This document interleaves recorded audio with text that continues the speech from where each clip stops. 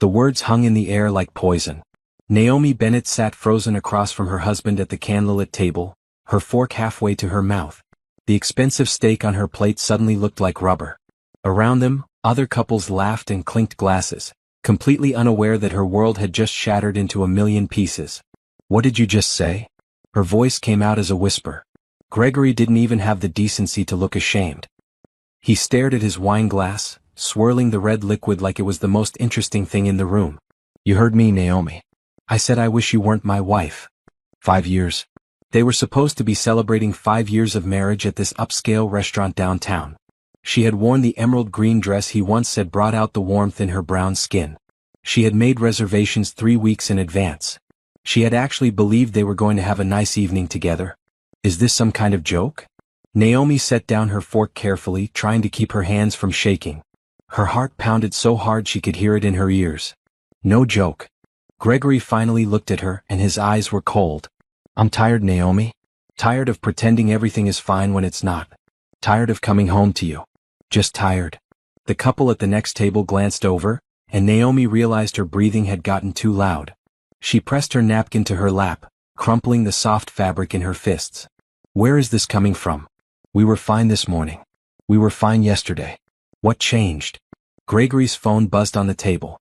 He glanced at it quickly and turned it face down, but not before Naomi saw the name on the screen. Simone. The phone buzzed again immediately. Then again. Who is Simone? The question came out sharp. Nobody. Just someone from work. But his face flushed and he grabbed his phone, shoving it in his pocket. "Look, can we not do this here?" "Do what here? Have a conversation? On our anniversary?" Naomi felt heat rising in her chest, spreading up her neck. "You just told me you wish I wasn't your wife. I think I deserve an explanation." "You want an explanation?" Gregory leaned back in his chair, his jaw tight. "Fine. You're boring, Naomi. Everything about our life is boring. Same routine every single day. Same conversations. Same everything. I feel like I'm suffocating." Each word was a slap. Naomi's eyes burned, but she refused to cry in this restaurant full of happy people celebrating happy occasions. She had been boring? She had given up her freelance graphic design work to support his career. She had moved across the state when he got his promotion. She had put her dreams on hold because he said they needed financial stability first. "I need to use the restroom." Gregory stood abruptly, nearly knocking over his chair. "Your phone." Naomi's voice was ice. "What?" "Leave your phone. Please." She didn't know why she said it. Maybe some part of her already knew. Maybe some part of her had known for a while but had been too afraid to look. Gregory hesitated, his hand in his pocket. For a long moment they stared at each other. Then he pulled out his phone and tossed it on the table. "Fine. Whatever." Naomi watched him walk away toward the back of the restaurant. Her hands trembled as she picked up his phone. No password. He had removed the password 3 months ago, claiming he wanted to be more transparent. She had thought it was sweet at the time. The messages with Simone filled the screen. Hundreds of them. Photos. Heart emojis. Plans to meet up. And then she saw the date on one message, 6 months ago. This had been going on for 6 months. "I love you too. Can't wait until I don't have to hide anymore." That was from Gregory. Sent 2 weeks ago. Naomi set the phone down carefully. She stood, grabbed her purse and walked out of the restaurant. She didn't look back. She didn't wait for Gregory to return from the restroom. She just left, stepping out into the cool evening air, finally letting the tears fall as she called her sister. "Rochelle, can you pick me up? I need somewhere to stay tonight." Sunlight streamed through the unfamiliar curtains, and for a brief moment, Naomi forgot where she was. Then it all came rushing back. The anniversary dinner. Gregory's words. The text messages. She was in Rochelle's guest bedroom, still wearing the emerald dress from last night, now wrinkled and twisted around her body. Her phone sat on the nightstand, the screen lit up with notifications. 23 missed calls from Gregory. 15 text messages. She didn't need to read them to know what they said. The first one she had glanced at around midnight said it all. "Where did you go? We need to talk about this like adults." Like adults. As if she was the one acting like a child. As if she was the one who had betrayed their marriage. A soft knock on the door interrupted her thoughts. "Naomi? You awake?" Rochelle's voice was gentle. "Yeah. Come in." Her sister entered carrying a mug of coffee and a plate of toast. Rochelle was 2 years older, with the same rich brown skin and dark eyes, But where Naomi usually kept her hair in neat twists, Rochelle wore hers in a short natural cut that suited her no-nonsense personality. "You look terrible," Rochelle said, setting the coffee on the nightstand. "Thanks." Naomi sat up, accepting the coffee gratefully. The warmth of the mug felt good in her hands. "I mean it though. Did you sleep at all?" Rochelle sat on the edge of the bed, her face creased with concern. "Maybe an hour." Naomi took a sip of coffee. It was perfect with just the right amount of cream and sugar.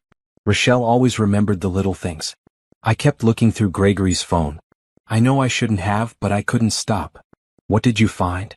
"Everything." Naomi's voice cracked. "Pictures of them together. Messages planning dates while I was at home thinking we were fine. He even told her he loved her. Multiple times." Rochelle's jaw tightened. "That piece of trash." "There's more." Naomi pulled Gregory's phone from under her pillow. She had taken it with her when she left the restaurant, some instinct telling her she would need evidence. "Look at this." She showed Rochelle a series of messages from 3 months ago. Gregory had sent Simone photos of jewelry, asking which piece she liked best. The same jewelry Naomi had assumed he bought with his Christmas bonus. The same bonus she thought they were saving for a down payment on a house. "He spent your savings on her?" Rochelle's voice rose. "Our savings? But yeah." Naomi felt numb saying it out loud. "I checked our bank account this morning. He's been transferring money out regularly. Small amounts at first, then bigger ones. I never noticed because he always handled the finances. He said he was better with numbers." "How much?" "Almost $8,000 over 6 months. Naomi set down the coffee, afraid she might throw it. "We were supposed to have 15,000 saved. Now we have barely 7. Rochelle stood and paced the small room, her hands clenched into fists. Okay, we can work with this. First thing you do is call a lawyer. Today. This morning. You have evidence of infidelity and financial misconduct. No judge will let him get away with this. I don't know any divorce lawyers." "I do. My friend from college, her brother is a divorce attorney. Mr. Patterson. He's good and he's fair. I'll call him right now and see if he can fit you in today." Naomi wanted to protest, to say it was too fast, that maybe they could work it out. But then she remembered Gregory's face last night. Cold and distant. He hadn't looked like a man who made a mistake. He looked like a man who had already checked out of their marriage long ago. "Okay," Naomi said quietly. "Call him." While Rochelle stepped out to make the call, Naomi forced herself to eat the toast. Her stomach churned, but she knew she needed energy for whatever came next. Gregory's phone buzzed in her hand. Another message, but this time from a different number. "Did you tell her yet? When can we stop hiding?" This was from Simone. Naomi stared at the message and something shifted inside her. The crushing sadness from last night began to transform into something else. Something harder and clearer. Anger. Not the hot, explosive kind that made people scream and throw things. This was cold and calculated.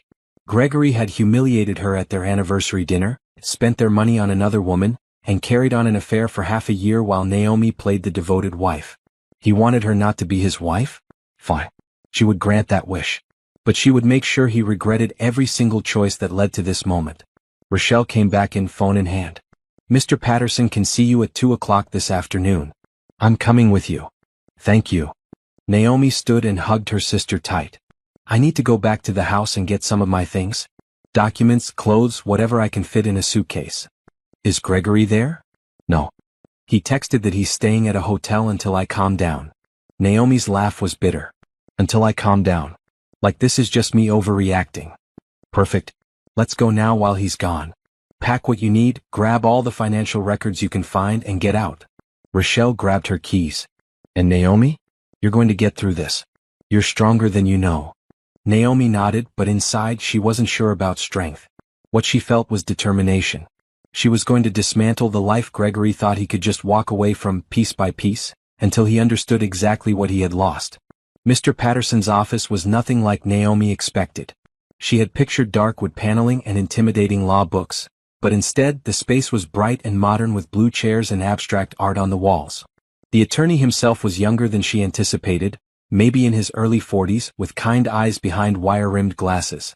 "Thank you for seeing me on such short notice," Naomi said as she and Rochelle settled into the chairs across from his desk. "Your situation warrants urgency." Mr. Patterson opened a leather folder and clicked his pen. "Rochelle gave me a brief overview on the phone, but I need to hear everything from you. Start from the beginning. Naomi took a breath and told him everything. The anniversary dinner. Gregory's cruel words. The messages on his phone. The missing money. As she spoke, Mr. Patterson took notes, his expression neutral but focused. When she finished, he set down his pen. Do you still have your husband's phone? Yes. Naomi pulled it from her purse. Is that legal? I took it when I left the restaurant. It's a gray area, but given that you're married and the phone was left in your presence, we can work with it. More importantly, you have concrete evidence of adultery and misappropriation of marital funds. That's very good for your case. He paused. Naomi, I need to ask you something and I want you to think carefully before answering. What do you want from this divorce? What do you mean? Some clients want revenge. Some want to hurt their spouse financially. Some just want it over with as quickly as possible. What matters most to you? Naomi considered the question. Last night, she had wanted Gregory to hurt the way she was hurting. This morning, she had wanted him to pay for what he did. But sitting here now, in this quiet office with Rochelle beside her and a path forward in front of her, she realized what she truly wanted. I want what's fair, she said slowly. I want half of everything we built together. I want compensation for the money he spent on her. And I want to move on with my life without him in it. Mr. Patterson nodded, a slight smile touching his lips. That's the best answer you could have given. Revenge is expensive and time-consuming. Fair is achievable. Now let's talk specifics. For the next hour they went through details. The house they rented together. Their joint bank account. Gregory's retirement fund from his job. The car payments. Mr. Patterson explained that because they lived in an equitable distribution state, the court would divide their assets fairly, though not necessarily equally. The evidence of Gregory's affair and financial misconduct would work in Naomi's favor. I'll file the divorce petition this week, Mr. Patterson said. Given the evidence, I'm confident we can push for a favorable settlement. In the meantime, I need you to do several things. First, open your own bank account today and have your paychecks deposited there. Second, gather every financial document you can find. Third, document everything. If Gregory contacts you, save the messages. If he shows up at your sister's house, write down what happens. What about the house? Naomi asked. My name is on the lease too. You have every right to go there and remove your personal belongings. I'd suggest doing it sooner rather than later, preferably when Gregory isn't home. Take photos of everything before you pack it, in case there's any dispute later about what belongs to whom. After the meeting, Naomi and Rochelle sat in the parking lot, both processing everything. The reality of divorce felt heavier now that she had spoken to a lawyer. This was really happening. You ready to go to the house? Rochelle asked. As ready as I'll ever be. They drove across town in silence. When they pulled up to the small two-bedroom house she had shared with Gregory for 3 years, Naomi felt her chest tighten. The lawn needed mowing. The blue shutters she had painted last spring looked cheerful and out of place. This was supposed to be their home. Their starting point before they bought something bigger, had kids, grew old together. All eyes. Let's make this quick, Naomi said, unlocking the front door. Inside, everything looked exactly as she had left it yesterday morning. Her coffee mug still sat in the sink. The throw blanket she always used was draped over the couch. Mail was stacked on the counter, unopened. She felt like a ghost walking through a life that no longer belonged to her. I'll get the bedroom, Rochelle said. You grab whatever paperwork you can find. Naomi went straight to the small office they used as a shared workspace. She pulled out the filing cabinet and began removing folders. Bank statements, insurance papers, mortgage documents, Gregory's pay stubs, her old freelance contracts from before she quit. She stuffed everything into a canvas bag. In the back of the bottom drawer, her hand touched something she didn't recognize. A small velvet box. Naomi pulled it out and opened it. Inside was a delicate silver bracelet with a small charm in the shape of an S. As for Simone. Naomi stared at the bracelet, her vision blurring. This was in their home. Gregory had bought this and hidden it here, probably waiting for the right moment to give it to Simone. How many other secrets were tucked away in this house? How many times had he lied to her face while planning his future with someone else? She closed the box with a snap and threw it in the bag. Mr. Patterson said to document everything. This was evidence of ongoing deception. Naomi, come look at this, Rochelle called from the bedroom. Naomi found her sister standing in front of the open closet, holding a garment bag. Inside was a red dress, tag still attached. Size 6. Naomi was a size 10. He was keeping her clothes here? Rochelle's voice was incredulous. Apparently. Naomi felt that cold anger again, settling into her bones like ice. Add it to the evidence pile. They spent another 30 minutes packing. Clothes, shoes, toiletries, the few pieces of jewelry that actually belonged to Naomi, photos of her family. When they were done, she took one last look around the bedroom. The bed was unmade from yesterday morning when she had kissed Gregory goodbye, thinking it was just a normal Thursday. "I'm never coming back here," Naomi said quietly. "Good," Rochelle replied. "You deserve so much better than this place and that man."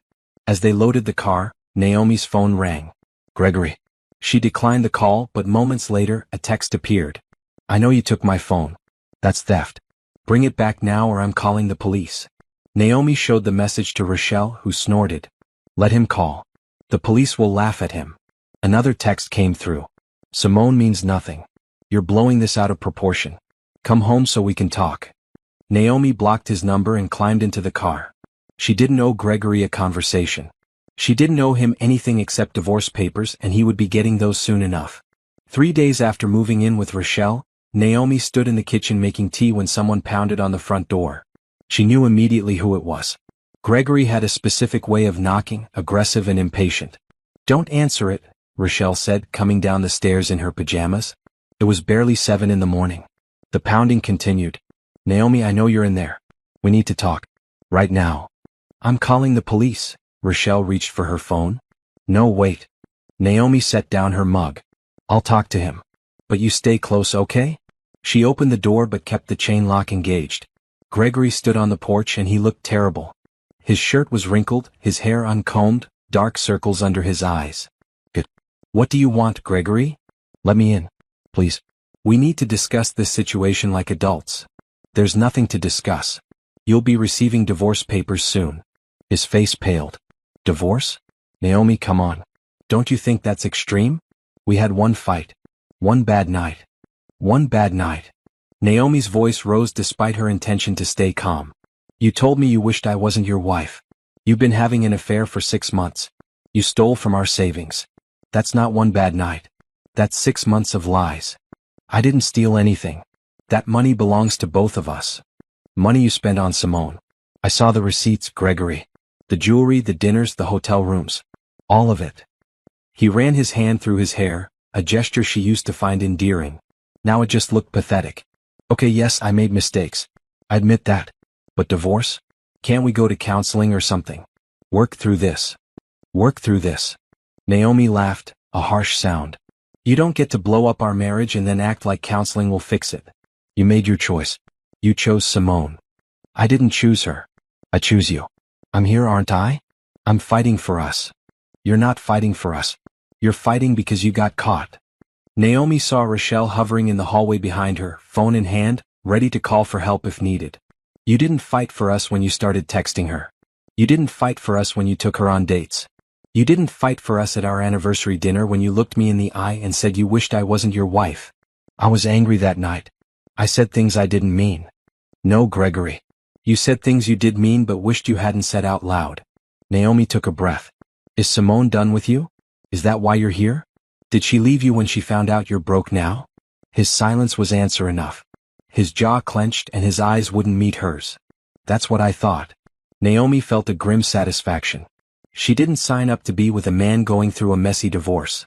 She wanted the version of you that had money and could take her places. Now that's gone, so is she. That's not fair. Fair? Naomi's control snapped. "You want to talk about fair? I gave up my career for you. I moved away from my friends for you. I supported every single decision you made, and you repaid me by cheating and stealing and humiliating me in public. Don't you dare talk to me about fair." Gregory's face hardened. "You're making a huge mistake. If you go through with this divorce, you'll regret it." "Is that a threat?" "It's a fact. You think you'll be fine on your own? You haven't worked in 3 years, Naomi. You have no income. You'll have nothing." "I'll have my self-respect," Naomi said quietly. "That's more than you'll ever have." Before Gregory could respond, Rochelle stepped forward holding a manila envelope. "These are for you. Divorce papers. You've been served." Mr. Patterson had dropped them off yesterday with instructions to give them to Gregory at the first opportunity. Naomi had planned to mail them, but this worked better. Gregory stared at the envelope like it might bite him. "Take them," Rochelle said firmly. Gregory snatched the envelope from her hand. This isn't over. Yes, it is. Naomi closed the door, engaging the deadbolt and the chain lock. Her hands were shaking, but she felt stronger than she had in days. Through the door she heard Gregory shout, "You'll come crawling back. You always do." But Naomi knew the truth. She would never crawl back to a man who treated her as disposable. She would never beg someone to love her the way she deserved. Whatever came next, she would face it alone and whole rather than with Gregory and broken. "You okay?" Rochelle put a hand on her shoulder. "Yeah," Naomi said, surprised to find it was true. "I really am." Her phone buzzed. A text from an unknown number. She opened it, thinking it might be Gregory from a different phone, but the message made her blood run cold. "You ruined everything. He was going to leave you. This is all your fault. Simone." Somehow, Simone had gotten her number. Before Naomi could respond, another text came through. "You're pathetic. He never loved you. He told me you were boring and cold. You should have let him go quietly." Naomi blocked the number immediately. She wouldn't engage. She wouldn't give Simone the satisfaction of a response. If the woman wanted Gregory, she could have him after the divorce was final. But Naomi would make sure he came to her with empty pockets and a damaged reputation. "What is it?" Rochelle asked, seeing her expression. "Nothing important." Naomi deleted the messages. Just someone who doesn't matter trying to matter. The truth was, neither Gregory nor Simone mattered anymore. They had lost the power to hurt her the moment Naomi decided to choose herself. The divorce was just paperwork. The real freedom had already begun. 1 week after serving Gregory the divorce papers, Naomi sat in Mr. Patterson's office again, but this time she felt different. Less like a victim and more like someone taking control of her life. She had spent the past week digging through financial records, and what she found made her sick. "He's been transferring money to Simone's account directly," Naomi said, spreading bank statements across Mr. Patterson's desk. She had highlighted each suspicious transaction in yellow. "Look, here, here and here. Monthly payments of $500 starting 8 months ago." Mr. Patterson examined the statements carefully, his expression growing more serious. "This is beyond just spending marital funds inappropriately. This is systematic financial support of an extramarital relationship. Did you authorize any of these transfers?" "No. I didn't even know they were happening. Gregory always said he was handling our finances and I should focus on the household." Naomi heard the bitterness in her own voice. "I trusted him completely. That trust is exactly what we'll emphasize in court." Mr. Patterson made notes on his legal pad. "What else did you find?" Naomi pulled out another document. "Credit card statements. He opened a card in both our names without telling me. He maxed it out at $12,000. The charges are all from expensive restaurants, hotels and jewelry stores. All places I've never been."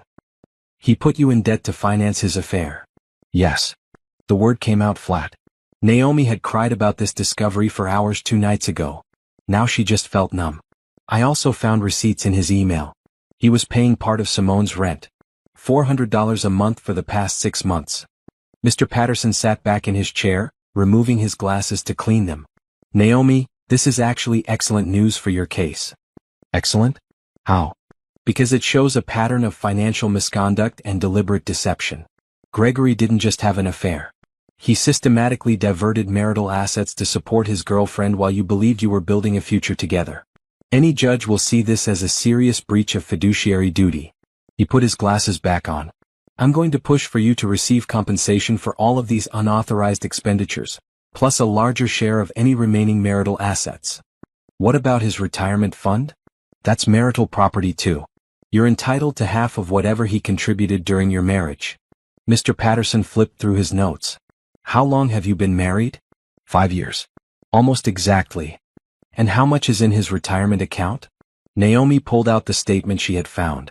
$42,000.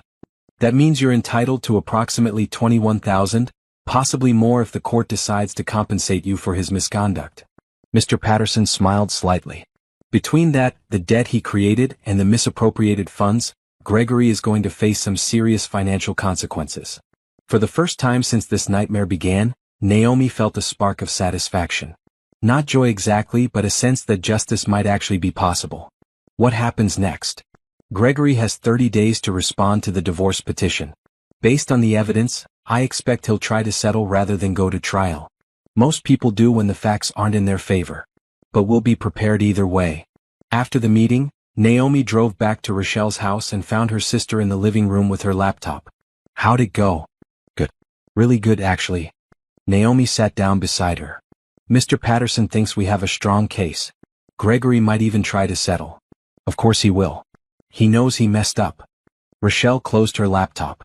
So what are you going to do now? I don't mean about the divorce. I mean about you. Your life. What do you want? It was a question Naomi had been avoiding. For 3 years, her identity had been wrapped up in being Gregory's wife. Before that, she had been a freelance graphic designer, taking on projects for small businesses and startups. She had been good at it too. But Gregory had convinced her that freelancing was too unstable, that they needed her to get a regular job with benefits. So she had taken a position as an administrative assistant at a medical office. The work was fine, but it wasn't fulfilling. It wasn't hers. I want to design again, Naomi said slowly. I miss being creative. I miss building something with my own hands and brain. I miss feeling proud of my work. Then do it. Rochelle opened her laptop again. Look, I've been researching. There are tons of small businesses looking for affordable branding help. You could start small, build up a portfolio again and see where it goes. I don't have the money to invest in software or equipment right now. You have a laptop. You have skills. That's enough to start. Rochelle pulled up a website. Look at this. It's a platform for freelancers. You create a profile, list your services, and clients come to you. No overhead costs except your time. Naomi looked at the screen. The idea was terrifying and exciting at the same time. What if she had lost her touch? What if no one wanted to hire her?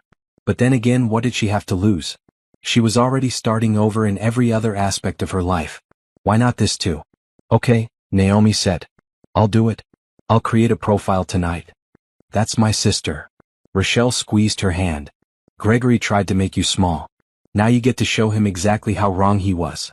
That evening, Naomi sat at Rochelle's kitchen table with her old portfolio open on one screen and the freelancer platform on another. She hadn't looked at her design work in 3 years, and seeing it now made her sad. These logos, these websites, these brand identities represented a version of herself she had almost forgotten existed. A version that was confident and creative and didn't apologize for taking up space. She uploaded her best pieces and wrote a profile description, keeping it simple and honest. Graphic designer specializing in branding for small businesses. I believe every company has a story, and I help them tell it visually. Before she could second-guess herself, she hit publish. The next morning, she woke to find 3 messages from potential clients. One needed a logo for a new bakery. Another wanted help redesigning their website. The third was looking for social media graphics for a boutique clothing store. Naomi stared at the messages, her heart racing. This was real. People wanted to work with her. She responded to all 3, setting up calls to discuss their needs and her rates.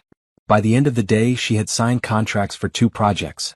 The money wouldn't be much at first, but it was hers. Earned by her skills and her effort. Not dependent on Gregory or anyone else. When Rochelle came home from work, Naomi was sketching logo concepts at the kitchen table, completely absorbed in her work. She didn't even hear her sister come in until Rochelle spoke. Look at you. You're glowing.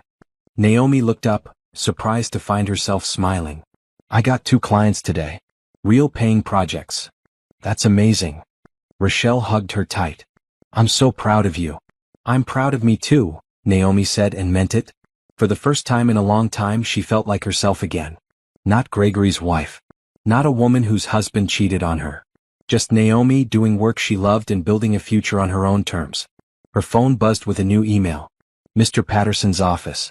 She opened it and her breath caught. Gregory has responded to the divorce petition. He's refusing to accept responsibility for the financial misconduct and is claiming you were aware of all transactions. He's also demanding spousal support. We need to meet tomorrow to discuss next steps. The brief moment of peace shattered. This wasn't going to be easy. Gregory was going to fight her every step of the way. But as Naomi looked at the logo sketches in front of her, at the messages from clients who believed in her work, she felt her resolve harden. Let him fight. She was ready. The bakery logo came together beautifully. Naomi had spent hours perfecting the lettering, creating something that felt cozy and modern at the same time. When she sent the final files to her client, a woman named Patricia who was opening her first shop, the response came back within minutes. This is perfect. Exactly what I imagined but couldn't put into words. Thank you so much. Naomi saved the message in a folder she labeled wins. She needed to remember these moments, especially on days when Gregory's divorce tactics tried to drag her down. And there had been many of those days over the past month. True to his word, Gregory was fighting the divorce with everything he had. He claimed Naomi had been aware of all his spending. He said she had given verbal permission for the credit card. He even tried to argue that the money he transferred to Simone was a loan he expected to be repaid. All lies, but lies that had to be addressed and disproven, which meant more meetings with Mr. Patterson, more paperwork, more stress. But Naomi refused to let Gregory's tactics consume her. While he played games in court, she built her business. After the bakery logo, she designed a website for a local fitness instructor. Then came social media templates for a real estate agent. Her portfolio was growing and so was her confidence. You should meet Lauren, Rochelle said one evening over dinner. She's a friend from my book club. She runs a marketing consulting business and is always looking for designers to collaborate with. I don't know if I'm ready for that level of work yet. Naomi, you're more than ready. Stop selling yourself short. Rochelle pulled out her phone. I'm texting her right now. She's been talking about needing a designer for weeks. 2 days later, Naomi met Lauren Hayes at a coffee shop downtown. Lauren was a white woman in her late 30s with short blonde hair and an energy that filled the room. She arrived with a leather portfolio and a huge smile. Rochelle showed me your work, Lauren said after they ordered. Your designs are exactly what I've been looking for. Clean, professional, but with personality. That's rare. Thank you. Naomi felt herself blushing. She wasn't used to direct compliments about her work anymore. I'm going to be honest with you. Lauren leaned forward. I've been running my consulting business for 5 years, and I'm at the point where I'm turning down clients because I can't handle all the work alone. What I need is a design partner. Someone who can take the visual side of projects while I handle strategy and client relations. A partner? Like an actual business partner? Exactly like that. Equal split on projects, equal say in decisions, equal ownership of what we build together. Lauren pulled out a folder. I've drawn up a basic proposal. Nothing official yet, just an outline of how I think it could work. Take a look and tell me what you think. Naomi read through the proposal, her heart beating faster with each page. Lauren was proposing they form an LLC together, combining their skills to offer complete branding and marketing packages to small businesses. The financial projections were conservative but promising. They could actually make a real living doing this. This is incredible, Naomi said. But I have to be honest with you. I'm going through a divorce right now. It's messy. I don't know if this is the right time to start something new. Rochelle told me about your situation. Lauren's expression was kind. And I'm going to tell you what my therapist told me when I got divorced 7 years ago. The right time never comes. You just have to decide you're worth the risk and go for it. You're divorced too? Messily divorced. My ex tried to claim he deserved half of my business even though he never contributed a single hour of work to it. Lauren smiled grimly. I fought him for 2 years. It was exhausting and expensive, but I won. And you know what I learned? The best revenge is building something so successful that they regret ever underestimating you. Naomi felt something shift inside her chest. This was exactly what she needed to hear. Not platitudes about time healing all wounds or everything happening for a reason. Just the plain truth from someone who had been there and survived. I'm in, Naomi said. Let's do this. They spent the next 2 hours mapping out details. They would call the business Hayes Bennett Creative. Lauren had office space they could use. They would start by reaching out to Lauren's existing network and building from there. It was exciting and terrifying and felt more right than anything had in years. When Naomi got back to Rochelle's house that evening, she found her sister making dinner. So, how'd it go? I'm starting a business. Naomi couldn't stop smiling. Lauren and I are going to be partners. Rochelle dropped her spoon and hugged Naomi so tight she could barely breathe. I'm so happy for you. This is exactly what you need right now. I know. It feels like everything is finally moving in the right direction. Naomi's phone buzzed. Another email from Mr. Patterson's office. She opened it, her good mood evaporating instantly. Court date set for settlement conference. 3 weeks from today. Gregory's attorney is pushing for spousal support and claiming you should be responsible for half the credit card debt. Bring all documentation we've discussed. 3 weeks. In 3 weeks, she would sit across from Gregory in a conference room and negotiate the end of their marriage. The thought made her feel sick but also strangely calm. She had evidence. She had a good attorney. And she had something Gregory could never take away, a future she was building herself. Bad news? Rochelle asked. Court date. But it's okay. Naomi set down her phone. I'm ready for this. The next 3 weeks passed in a blur. Naomi threw herself into work, completing projects for Hayes Bennett Creative and building a client list that exceeded her expectations. She and Lauren worked well together, their skills complementing each other perfectly. Lauren handled the big-picture strategy while Naomi brought the visual elements to life. Already they had 5 clients with more inquiries coming in every week. During this time, Naomi also received messages from Gregory. First they were angry. Then they turned pleading. He tried every tactic he could think of: guilt, nostalgia, promises to change, threats about what the divorce would cost her. Naomi ignored them all. She had learned that engaging with him only gave him power. Silence was stronger. Simone tried to contact her too, sending messages from different numbers after Naomi blocked her. The messages ranged from nasty accusations to bizarre attempts at sympathy, claiming she and Naomi should both move on from Gregory. Naomi blocked each number and didn't respond. These people wanted her attention, her reaction, her pain. She refused to give them any of it. The night before the settlement conference, Naomi couldn't sleep. She lay in the guest bed at Rochelle's house, staring at the ceiling, rehearsing what she would say. Mr. Patterson had coached her to stay calm, stick to the facts, and not engage emotionally. But how could she sit across from the man she had loved for 7 years and not feel something? Around 2 in the morning she got up and went to the kitchen. Rochelle was already there making tea. Couldn't sleep either? Rochelle asked. Too many thoughts. Naomi accepted the mug her sister offered. What if I fall apart tomorrow? What if I see Gregory and just lose it? You won't fall apart. You're not the same person who walked out of that restaurant a month ago. Rochelle sat beside her. That Naomi was blindsided and broken.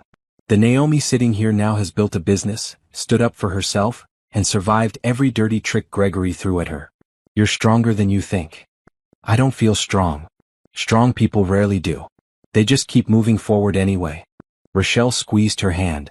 Tomorrow you're going to walk into that conference room with your head high. You're going to get what you deserve. And then you're going to walk out and never look back. Naomi hoped her sister was right. Because tomorrow, everything would change. One way or another, this chapter of her life would close. And she needed to be ready for whatever came next. The settlement conference room was smaller than Naomi expected. Just a long table, 8 chairs, and fluorescent lights that made everyone look slightly unwell. Mr. Patterson sat on her right, a stack of documents in front of him. Across the table sat Gregory and his attorney, a sharp-looking woman named Miss Chin who had a reputation for aggressive tactics. Gregory looked worse than when Naomi had seen him on Rochelle's porch. He had lost weight, his suit hung loose on his frame and his eyes were red-rimmed. Part of her wanted to feel sorry for him. Most of her didn't care. Let's begin, said the mediator, an older man named Judge Morrison who was overseeing the settlement discussions. We're here to see if we can reach an agreement without going to trial. Mr. Patterson, would you like to present your client's position? Mr. Patterson opened his folder with calm precision. My client is seeking an equitable division of marital assets, compensation for funds misappropriated during the marriage, and sole responsibility for debts that she did not authorize or benefit from. Miss Chin leaned forward. My client contests the characterization of any spending as misappropriation. All financial decisions were made jointly, and Mrs. Bennett was aware of the household finances throughout the marriage. That's not true, Naomi said before she could stop herself. Mr. Patterson touched her arm gently. Let me handle this. He turned back to Miss Chin. We have extensive documentation showing that Mr. Bennett concealed financial information from my client. Bank statements, credit card receipts, and direct transfers to a third party over an 8-month period. Mrs. Bennett discovered these transactions only after finding evidence of her husband's infidelity. The alleged infidelity has no bearing on asset division, Miss Chin said smoothly. This is a no-fault divorce state. The infidelity is relevant because marital funds were used to support the extramarital relationship, Mr. Patterson countered. Mr. Bennett systematically transferred money to his girlfriend, paid her rent, purchased her gifts, and opened credit cards in both his and my client's names without her knowledge or consent. This isn't a case of marital spending. This is financial misconduct. Judge Morrison held up a hand. Let's look at the evidence. Mr. Patterson, please present your documentation. For the next hour, Mr. Patterson laid out the case piece by piece. The highlighted bank statements showing transfers to Simone. The credit card Gregory had opened without telling Naomi. The receipts for jewelry, dinners, and hotel rooms. Text messages where Gregory discussed hiding his spending from Naomi. Every piece of evidence painted a clear picture of deception. Gregory's face grew redder as the evidence piled up. Finally, he exploded. "This is ridiculous. Naomi is trying to take everything from me because she's bitter. She can't accept that our marriage was over." "Mr. Bennett, please refrain from outbursts," Judge Morrison said firmly. "Our marriage was over because you ended it," Naomi said, her voice steady. "You chose to have an affair. You chose to steal from our savings. You chose to humiliate me at our anniversary dinner. I'm just choosing to protect myself now." "Protect yourself?" Gregory laughed bitterly. "You're trying to destroy me financially." "No, Gregory. I'm trying to get back what you took from me. There's a difference." Miss Chin cleared her throat. "Perhaps we should discuss specific numbers. What is your client seeking in terms of settlement, Mr. Patterson?" Mr. Patterson slid a paper across the table. "My client is seeking 50% of Mr. Bennett's retirement fund accumulated during the marriage, which amounts to $21,000. She is also seeking $15,000 in compensatory damages for misappropriated marital funds. Additionally, Mr. Bennett will assume full responsibility for the $12,000 credit card debt he created without her authorization." "That's almost $50,000, Miss Chin said. "My client doesn't have that kind of liquidity. Then he'll need to make payment arrangements. My client is willing to accept structured payments over time with interest." Gregory slammed his hand on the table. "This is insane. I'm not agreeing to any of this." "Then we'll see you in court," Mr. Patterson said calmly, "where a judge will likely award my client even more, plus attorney's fees."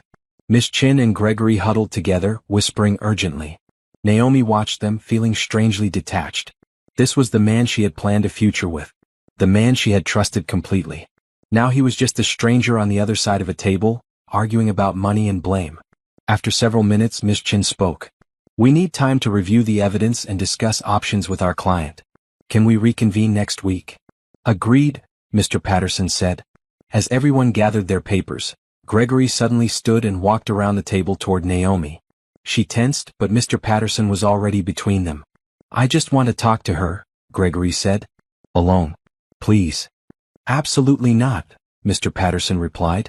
"All communication goes through attorneys." "Naomi, please." Gregory's voice cracked. "This doesn't have to be like this. We can still work it out. I made mistakes, but we can start over. Simone is gone. It's just us now. We can go back to how things were." Naomi stood slowly, meeting his eyes. She saw desperation there and maybe genuine regret. But she also saw the same selfishness that had led him to cheat in the first place.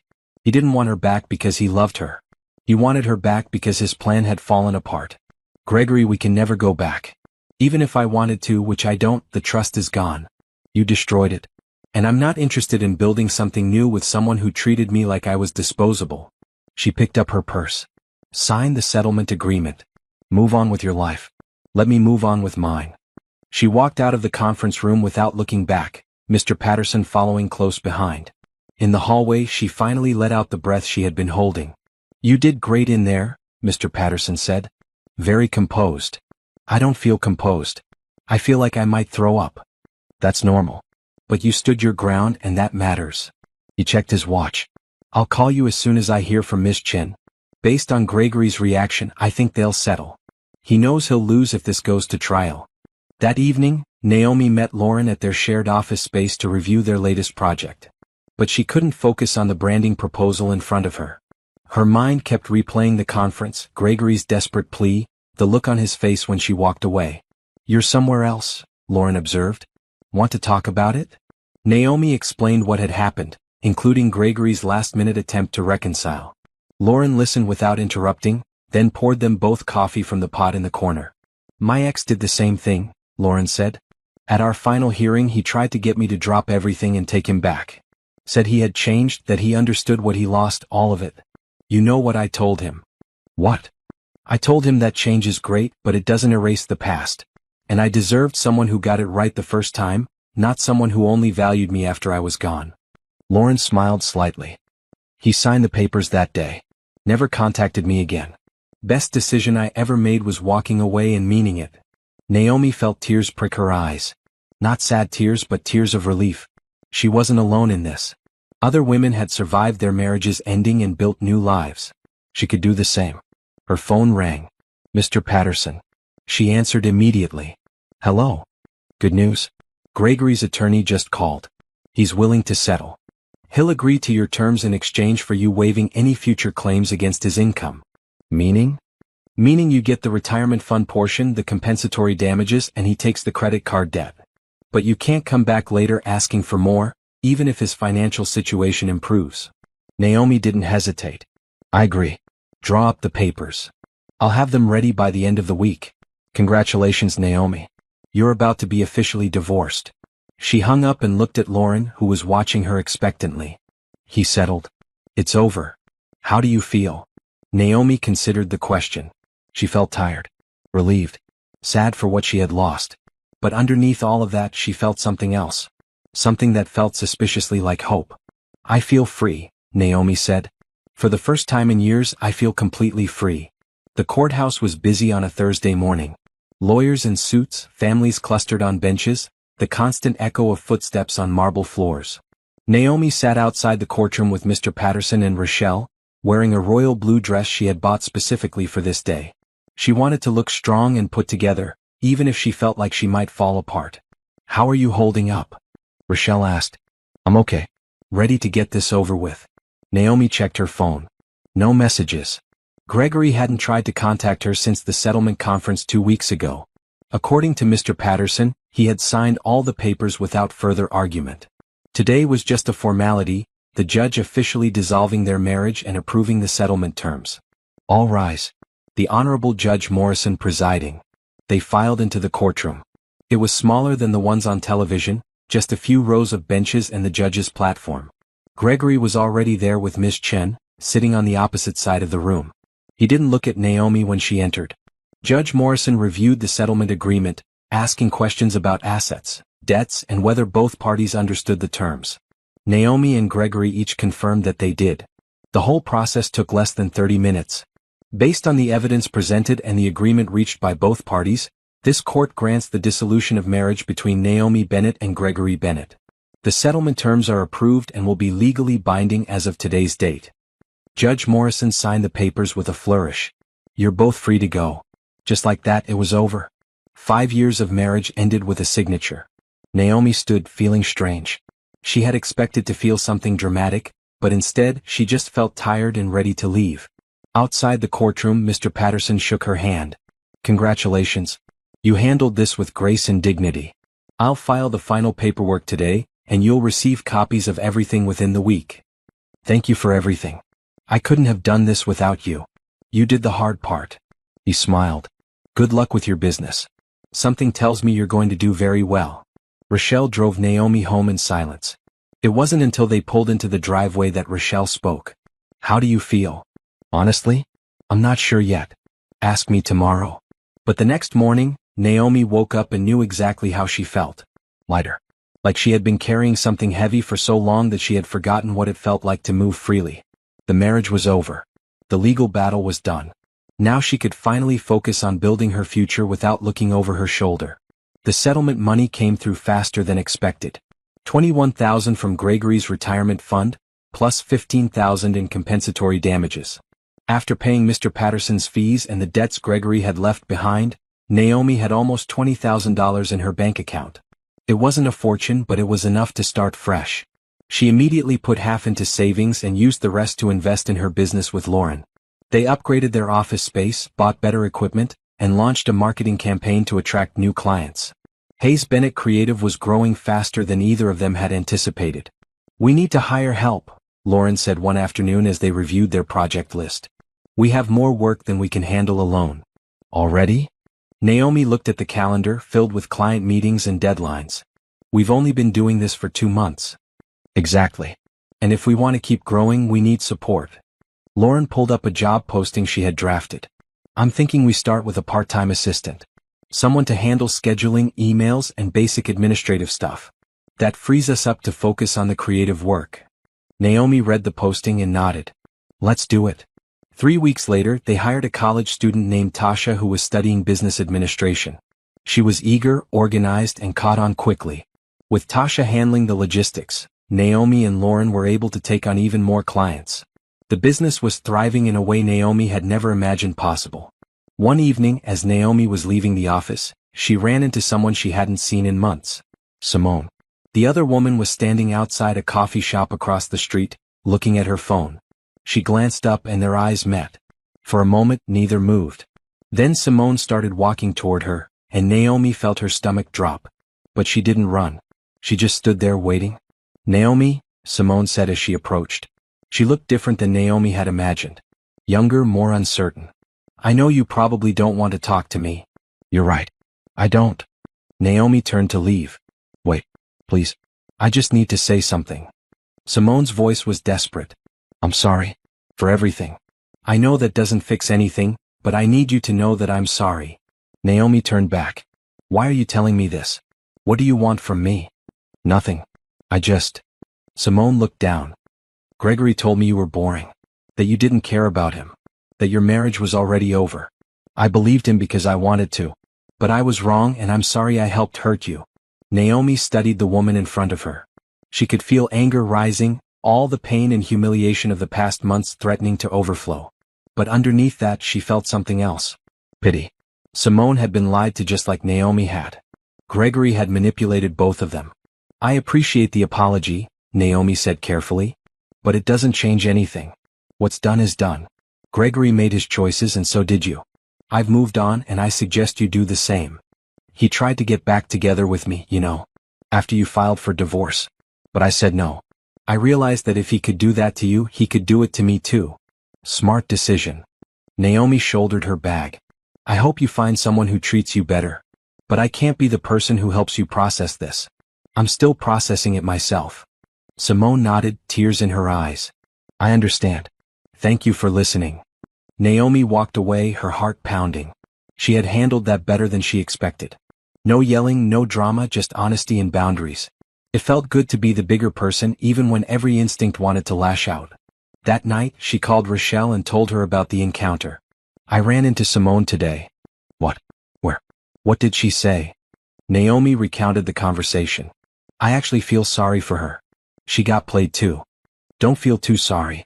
She still chose to sleep with a married man." "True. But holding on to anger isn't helping me. It's just keeping me stuck in the past." Naomi looked out the window of her new apartment, which she had moved into last week. It was small but bright, with big windows and space for a home office. "I'm ready to let it all go. The anger, the hurt, all of it. I want to focus on what's ahead, not what's behind." "That's very mature of you." "Yeah, well, I'm tired of being angry. It's exhausting." Naomi smiled. "Plus, I have too many good things happening to waste energy on Gregory and Simone. The business is doing great, I love my new apartment and I'm actually happy. Really, genuinely happy. I'm proud of you, little sister. You took something terrible and turned it into an opportunity to build the life you always deserved." After they hung up, Naomi sat in her living room, surrounded by moving boxes she still hadn't unpacked, and felt grateful. Grateful for Rochelle's support. Grateful for Mr. Patterson's expertise. Grateful for Lauren's partnership. But most of all, grateful for her own strength. She had survived the worst thing she could imagine, and she had come out the other side stronger and more sure of herself than ever before. The divorce was final. The chapter was closed. Now it was time to write a new story, one where she was the author of her own happiness. 6 months after the divorce was finalized, Naomi stood in front of a room full of small business owners, presenting a branding workshop that Hayes Bennett Creative was hosting. Public speaking used to terrify her, but now she felt confident and in control. She had something valuable to share and people wanted to hear it. "Brand identity isn't just a logo," she explained, clicking to the next slide. "It's how your customers feel when they interact with your business. It's the story you tell and the promise you make. Everything from your color choices to your tone of voice contributes to that identity." The audience took notes, asked questions, and several people approached her afterward wanting to schedule consultations. Lauren handled the business cards and appointment bookings while Naomi chatted with attendees. This was their third workshop, and each one had been more successful than the last. "You're a natural at this," Lauren said later as they packed up their materials. "Have you ever thought about doing it full-time?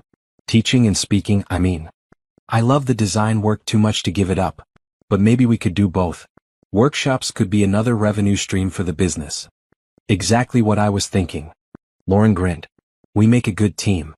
They had officially formed Hayes Bennett Creative as an LLC 3 months ago, and the business had exceeded all their projections.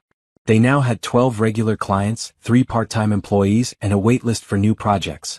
Naomi had moved out of Rochelle's guest room and into her own one-bedroom apartment downtown, close to the office. Her savings account was growing steadily. For the first time in her adult life, she felt financially secure and independent. That evening, Naomi met Rochelle for dinner at a new restaurant in their neighborhood. As they waited for their food, Rochelle studied her sister with a smile. You look different. Different how? Happy. Relaxed. Like you've finally exhaled after holding your breath for years. That's exactly how it feels. Naomi sipped her water. I didn't realize how much of myself I had given up trying to make Gregory happy. Now I get to just be me and it's incredible. Speaking of which, have you thought about dating again? Naomi groaned. Rochelle, no. It's too soon. It's been 6 months since the divorce was final. Almost a year since you left Gregory. That's not too soon. That's a reasonable amount of time to consider opening yourself up to new possibilities. I'm not interested in a relationship right now. I'm focused on my business and building my life. That's enough. I'm not saying you need to get married tomorrow. Just maybe go on a date. Have coffee with someone. Remember what it's like to have fun with another person. Rochelle leaned forward. There's this guy who works at my office. Terrence. He's nice, smart, has his own business doing consulting work. I mentioned you to him and he said he'd love to meet you sometime. You're trying to set me up? I'm trying to remind you that not all men are like Gregory. Some of them are actually decent human beings who know how to treat women with respect. Naomi considered this. Part of her was curious. She had been alone for a year now, and while she enjoyed her independence, sometimes she felt lonely. But another part of her was scared. What if she made the same mistakes? What if she ignored red flags again?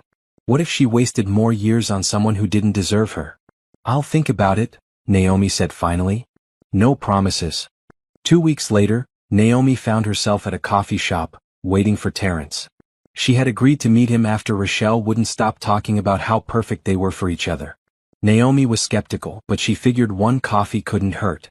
Terrence arrived right on time, and Naomi's first thought was that he looked kind. He had an easy smile, warm brown eyes, and the sort of casual confidence that came from being comfortable in his own skin. He wore jeans and a maroon button-down shirt, and he shook her hand like they were business associates rather than potential dates. Thanks for meeting me, he said as they sat down with their coffees. Rochelle speaks very highly of you. She's my sister. She's biased. Naomi smiled. But thank you. She says good things about you too. They talked for over an hour and Naomi was surprised by how easy it was. Terrence told her about his consulting business helping nonprofits with strategic planning. She told him about Hayes Bennett Creative and how she had built it from nothing after her divorce. He didn't pry into her past and he didn't treat her like she was broken or damaged. He just listened and shared his own stories in return. I was married once too, Terrence said toward the end of their conversation. It ended about 3 years ago. Nothing dramatic, just 2 people who wanted different things and had the maturity to admit it. That sounds much healthier than my situation. Divorce is hard no matter how it happens. But I'm grateful for it now. It taught me what I really want in a partner and what I'm not willing to compromise on. What do you want? Naomi asked, genuinely curious. Honesty. Communication. Someone who has their own life and interests but wants to share parts of it with me. I don't want to complete someone or be completed. I want to be 2 whole people choosing to walk together. Naomi felt something shift in her chest. That's exactly what I want too. They exchanged numbers when they parted ways, and Terrence texted her that evening asking if she'd like to have dinner sometime. Naomi stared at the message for a long time before responding. Yes, she typed. I'd like that. Over the next several weeks, Naomi and Terrence went on a few more dates. Nothing serious, just casual dinners and walks in the park and conversations that stretched late into the evening. Naomi found herself looking forward to seeing him, but she was also careful not to rush. She had learned her lesson about jumping into relationships without really knowing someone first. How's it going with Terrence? Lauren asked one day at the office. Good. Really good actually. But I'm taking it slow. Smart. After everything you've been through, you deserve to be cautious. Lauren paused. But also don't be so cautious that you miss out on something good. Not everyone is Gregory. I know. I'm trying to find the balance between being open and being careful. It's harder than it sounds. Most worthwhile things are. Meanwhile, Hayes Bennett Creative continued to grow.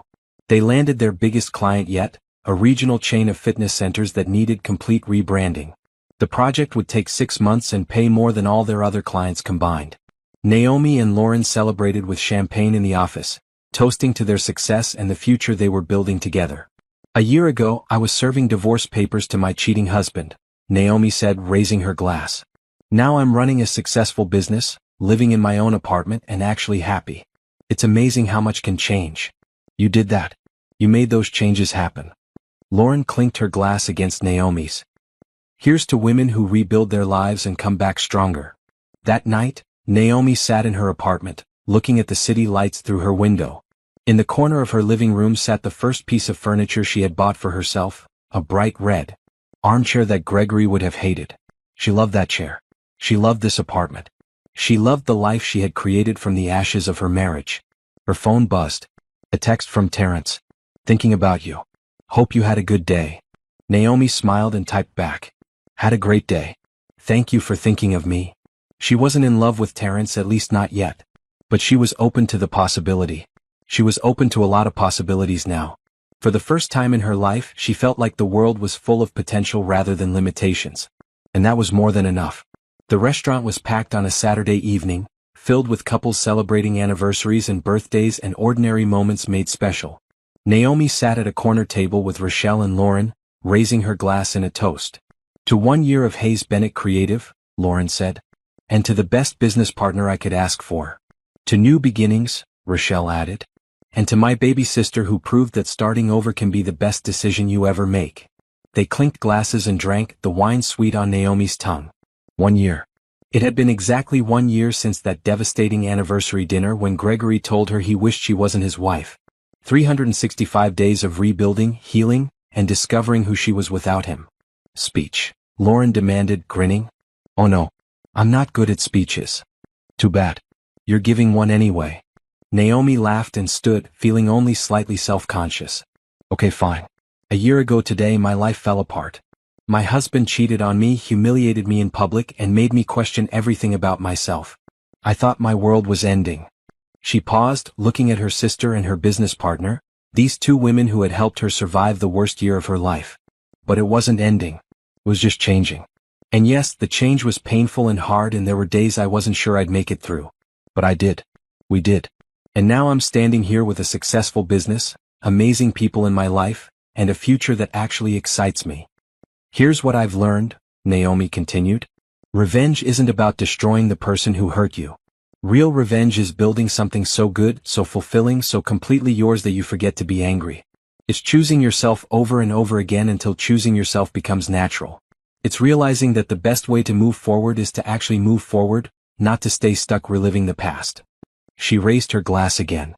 "So thank you both for believing in me when I didn't believe in myself.